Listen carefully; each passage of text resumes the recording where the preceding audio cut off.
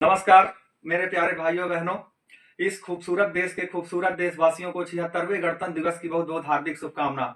हमारा देश आज अपना 76वां गणतंत्र दिवस मना रहा है। गणतंत्र दिवस एक ऐसा हमारा देश मनाता है जिस दिन हमारे देश को आजादी तो 15 अगस्त 1947 को मिल गई थी, पर उस वो आजादी एक अमूर्त रूप में थी। उस आजादी के क्या मायने थे देश के लिए, उस आजादी के बाद हमारे देश को किस तरह से आगे ले जाना था, कौन कौन सी शक्तियां, कौन कौन से लोग, किस तरह से लोग, हर वर्ग के, हर जात के, हर धर्म के लोगों का क्या प्रतिनिधित्व रहेगा, क्या जिम्मेदारी रहेगी, हमारे देश के ऊपर कौन सा कानून लागू होगा, किस तरीके से लागू होगा, कौन लागू करेगा, वो सारी चीजों को एक व्यवस्थित दस्तावेज के रूप में संरक्षित करके हमारे महान पुरुषों ने, हमारे पूर्वजों ने जो अथक प्रयास और अथक मेहनत करके इस अमूर्त आजादी को मूर्त रूप देने का जो कार्य किया, वो अथक मेहनत और परिश्रम के बाद 2 वर्ष 11 माह और 18 दिन के कठिन परिश्रम के बाद इस दिन 26 जनवरी 1950 को हमारे देश में संविधान लागू हुआ था। उसी संविधान की लागू होने के दिन के रूप में हम लोग इसको गणतंत्र दिवस के रूप में मनाते हैं। गणतंत्र का मतलब होता है कि हमारे देश का सैद्धांतिक मुखिया भी हमारे देश का ही कोई व्यक्ति होगा। हमारे देश में आजादी के बाद से जो देश के अंदर विद्यमान जो विसंगतियां थी, हमारा देश अंग्रेजों से तो आजाद हो गया, पर अंग्रेजों से आजादी के लिए जो इतनी लंबी लड़ाई लड़नी पड़ी। हमारा देश 15 अगस्त 1947 को जब आजाद हुआ, तब उस समय हमारे देश के पास एक ऐसी धरोहर अंग्रेज छोड़ के गए थे जो देश महान तो था। हमारा देश आदिकाल से, वैदिक काल से हमेशा से महानतम देश रहा है। हमारे देश की महानता को विदेशी आक्रांताओं ने हमेशा चोट पहुंचाने का कार्य किया, बाकी देश की महानता में कभी कोई कमी नहीं थी। पर जिस वक्त यहाँ से अंग्रेजों ने हमको हमारा देश सौंप के दोबारा अपने देश वापस लौटे, उस वक्त भारत में या हमारे देश में बहुत सारी ऐसी विसंगतियां थी जिससे भी हमको आगे लड़ाई लड़ना था। अंग्रेजों से लड़ाई लड़ने के बाद हमारी लड़ाई समाप्त नहीं हुई थी। हमारे जो देश के महान क्रांतिकारी, वीर क्रांतिकारी या परम पुरुष, परमात्मा स्वरूप जो व्यक्तित्व थे, जैसे चंद्रशेखर आजाद जी थे, भगत सिंह थे, सुखदेव जी थे, राजगुरु थे, लाला लाजपत राय थे, महारानी लक्ष्मीबाई जी थी, जो भी योद्धाओं ने इस देश की आन बान शान के लिए अपनी जान की कुर्बानी दे दी, उन योद्धाओं के ये सपना नहीं था, या उन योद्धाओं का ये लक्ष्य नहीं था कि हमारा देश अंग्रेजों से आजाद हो जाए। अंग्रेजों से आजादी वो नहीं चाहते थे। वो चाहते थे कि जो हमारे देश में बुराइयां हैं, विसंगतियां हैं, कमियां हैं, खामियां हैं, उनसे लड़ा जाए। अब अंग्रेज वो खामियों में, वो लड़ाइयों के, वो बुराइयों को दूर करने में जो हमारे देश की लड़ाई थी, उसमें वो अंग्रेज हमारा साथ नहीं दे रहे थे, या वो अंग्रेजों की वजह से वो हम लड़ाई नहीं लड़ पा रहे थे। जैसे गरीबी की लड़ाई हो,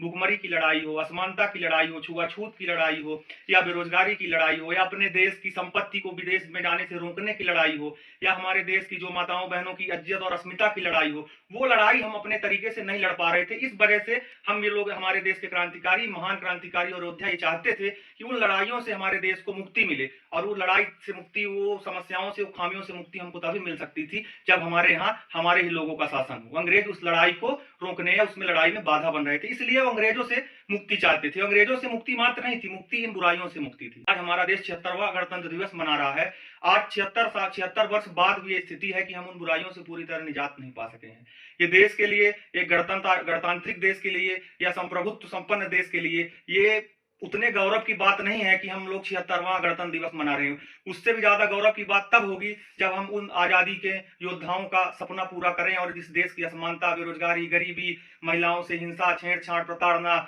जो भी गरीबी, जो भी हमारे देश की समस्या, उससे भी हम निजात पा जाएं। ये एक देश के लिए, एक समाज के लिए, एक राष्ट्र के लिए हमारा गौरव की बात तभी हो सकती है जब हम सारी बुराइयों और खामियों को इस देश से दूर करें। हमारा देश आदिकाल से ही एक महानतम देश रहा है। हम जो भी दुनिया की महानतम से महानतम हस्तियां रही हो, महानतम से महानतम खोज रही हो, चाहे हमारी संस्कृत भाषा रही हो, जो दुनिया की सबसे बड़ी भाषा, सबसे बड़ी देव भाषा है, जिस भाषा से निकलकर ही दुनिया की सारी लिपियां, सारी भाषाएं उससे प्रेरणा लेके बनी हुई हैं। आज पूरी दुनिया ने अगर कहीं से लिखना शुरू किया है, ब्राह्मी लिपि एक ऐसी लिपि थी जो हमारे हिंदुस्तान ने दुनिया को दिया और दुनिया ने उससे लिखना सीखा। वो भाषा की जो धनाढ़ता या धनी, एक महान, दुनिया की सबसे धनी भाषा हो, जिसका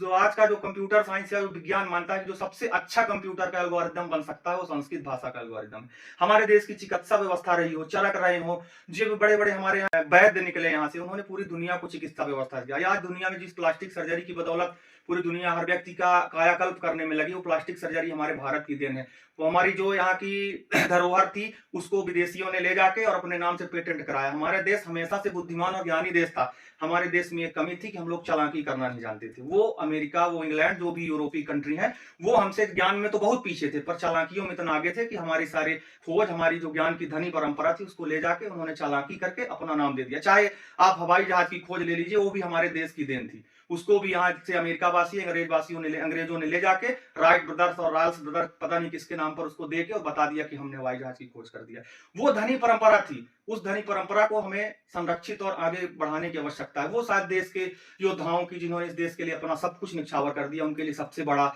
ये उनके लिए सबसे, जहां भी उनकी आत्मा निवास करती होगी उनके लिए सबसे बड़ी खुशी की बात होगी। हमारे देश में जिन जिन योद्धाओं का है अभी भी, चाहे जो जिन्होंने देश के लिए आजादी लड़ी हो या देश की आजादी की लड़ाई के बाद जिन्होंने संविधान बनाने का काम किया हो, संविधान के बाद जिन्होंने लागू करवाने का काम किया, जो आज भी उसके बाद, हमारे देश का संविधान तो ऐसा बोलते हैं कि वो अंग्रेजों की एक प्रतिकृति थी, चाहे वो गवर्नमेंट ऑफ इंडिया 1935 के जो भी नियम हो या सीआरपीसी, आईपीसी, जो भी इंडियन एविडेंस एक्ट हो, हर चीजें कहीं ना कहीं अंग्रेजों से प्रेरित थी। हम लोग आजादी के बाद से, संविधान लागू होने के बाद से उन कानूनों को धीरे धीरे अपनी आवश्यकता के हिसाब से बदलते जा रहे हैं। उस कार्य में भी लगी जो भी हमारे देश की पिछली और आने वाली सरकारें हैं, उन सब के लिए ये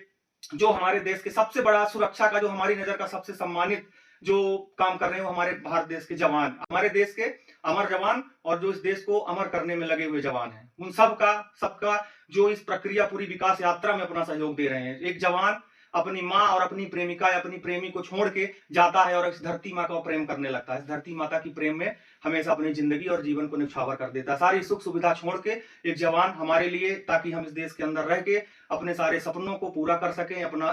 काम कर सकें, अपनी अच्छी व्यवस्था, अपना बिजनेस, पढ़ाई, शिक्षा, हर चीज, अपने माँ बहन की सुरक्षा हो, अपने देश की सुरक्षा हो, हर चीज के लिए हमारे अंदर का किसान अच्छे से काम कर सके, हमारे अंदर का एक साइंटिस्ट, हमारे देश का एक साइंटिस्ट अच्छे से काम कर सके, उसके लिए वो जवान दिन रात एक करके अपना सब कुछ छोड़ के इस देश की सरहदों की सीमा करने में लगे रहते हैं। उन जवानों के लिए हम सबके मन में हमेशा एक आदर और सम्मान और स्नेह बना रहता है, बना भी रहना चाहिए। वो शायद इस देश के लिए सबसे बड़े सुरक्षक और संरक्षक हैं।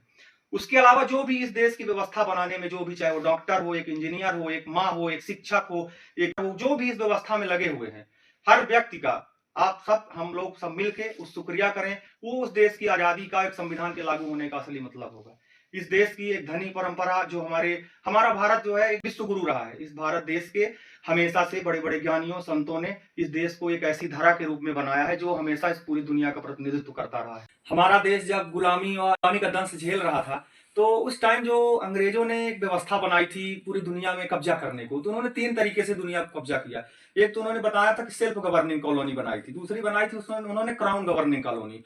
तीसरी बनाई थी उन्होंने डिपेंडिंग कॉलोनी। जो सबसे भयावह और नृशंस व्यवस्था की कॉलोनी थी वो डिपेंडिंग कॉलोनी थी, उसका शिकार हमारा देश था। उस भयावह और नृशंसता की दास्ता से हमारे देश को बाहर निकालने के लिए इस देश के अमर पुरोधाओं ने जो अपना काम किया, इस देश के लिए कुछ ना कर पाने का उनके अंदर जो मलाल था, वो मलाल को लेते लेते वो मर गए। पर वो ऐसा कर गए, वो उनकी नजर में तो उन्होंने नहीं किया, पर शायद उन्होंने देश के लिए इतना कुछ कर गया कि हमारी आने वाली जो पीढ़ियां हैं उनके लिए सारा खुशनुमा माहौल हो, उनकी माँ बहन बेटियां सुरक्षित रहें, वो जो चाहे अपने सपनों को पूरा कर सके, एक किसान अच्छे से खेती कर सके, आने वाली जनरेशन अच्छे से नई नई खोजों, नए नए आविष्कारों के द्वारा पूरी दुनिया में जा सके, आ सके, परचम लहरा सके। आज जो जिस विदेशी या विदेशी कंपनियों को हमने 100-200 साल की लड़ाई अथक मेहनत करके भगाया था, आज ग्लोबलाइजेशन का दौर है, पूरी दुनिया की कंपनियां हमारे यहाँ आ रही हैं, बिजनेस और व्यापार कर रही हैं। शायद आने वाला जो समय है वो एक बड़ी व्यवस्था का समय होगा, कंपनियों का रूल फिर से आए, मतलब ऐसा कोई हो नहीं कि आके शासन करेगी, पर जो सबसे ज्यादा अगर किसी के हाथ में दुनिया की कमान रहेगी तो वो पैसे वाला वर्ग जो है उसके पास रहेगी, जो कंपनी गवर्न करेगा, जो बिजनेस जिसके पास होगा उसी के पास सरकार होगी। वो एक दौर ऐसा आ रहा है कि पूरी दुनिया की कंपनियां भारत में आके व्यवसाय कर रही हैं, आपके बेडरूम से लेके बाहर दुनिया की बड़ी बड़ी चीजें, हर चीज आपके घर में, घर के बाहर, परिवार में, समाज में जो भी चीजें इस्तेमाल हो रही है सब विदेशी कंपनियां बना रही हैं। हमारा ये भी आग्रह है कि देशवासी, हमारे देश के जो नौजवान नवयुवक हैं, उनके लिए देश की सरकारें, हमारे जो देश की जो भी सरकारें हैं, चेहरे तो बदल ही जाते हैं, चरित्र भले नहीं बदलता सरकारों का, व्यवस्था नहीं बदल रही पर सत्ता बदलती है। जो भी सत्ताएं आ रही हैं वो बच्चों के लिए ऐसा इंफ्रास्ट्रक्चर उपलब्ध करवाएं, विकलांगों के लिए ऐसी व्यवस्था करें कि वो भी अपना देश में योगदान दे सके, माताएं, बहन, बेटियां, किसान, हर वर्ग अपनी व्यवस्था, इस देश की व्यवस्था में अपना सहयोग प्रदान करे, चाहे किसी भी वर्ग का, किसी भी जात का, किसी भी धर्म का व्यक्ति हो, सबका देश है, सबके लिए, देश के लिए सबको आगे आके सबको हाथ बटाने की आवश्यकता है। हमारे महान कवि ने कहा था, मैथिली शरण गुप्त ने, कि जो भरा नहीं है भावों से, बहती जिसमें रसधार नहीं, वो हृदय नहीं है, पत्थर है जिसमें स्वदेश का प्यार नहीं। हर व्यक्ति के हृदय में इस स्वदेश की, इस धरा के लिए, सुंदर धरा के लिए प्रेम होना चाहिए। आप अगर राष्ट्र से मतलब रखते हैं तो आपको राष्ट्रनीति और राजनीति से भी मतलब रखना चाहिए। देश की इस सुंदर व्यवस्था को बनाने में जो भी